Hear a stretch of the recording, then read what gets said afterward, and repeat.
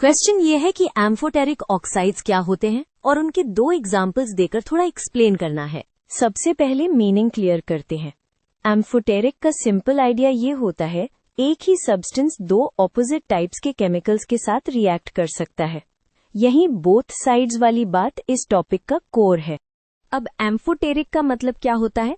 अगर oxide acid के साथ रिएक्ट करे तो यूजुअली सॉल्ट और वाटर बनते हैं, और अगर वो बेस के साथ रिएक्ट करे तो सॉल्ट और वाटर या फिर कॉम्प्लेक्स सॉल्ट बन सकता है। दोनों केसेस में पॉइंट ये है, ऑक्साइड कभी बेस की तरह बिहेव कर रहा है, कभी एसिड की तरह। अब एग्जाम्पल्स देखो। 2 कॉमन एम्फोटेरिक ऑक्साइड्स हैं, एल्यूमिनियम ऑक्साइड और जिंक ऑक्साइड।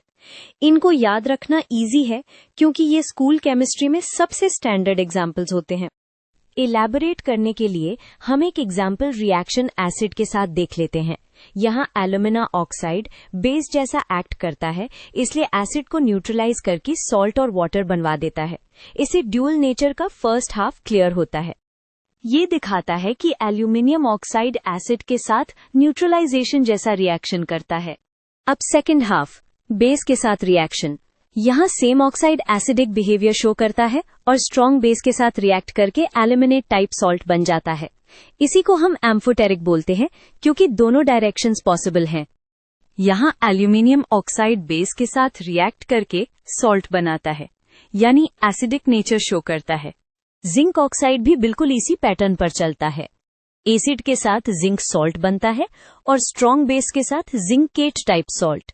आपको बस ये आइडिया पक्का रखना है कि एम्फोटेरिक ऑक्साइड्स दोनों तरह से रिएक्ट करते हैं। एसिड के साथ सॉल्ट और वाटर बन रहे हैं।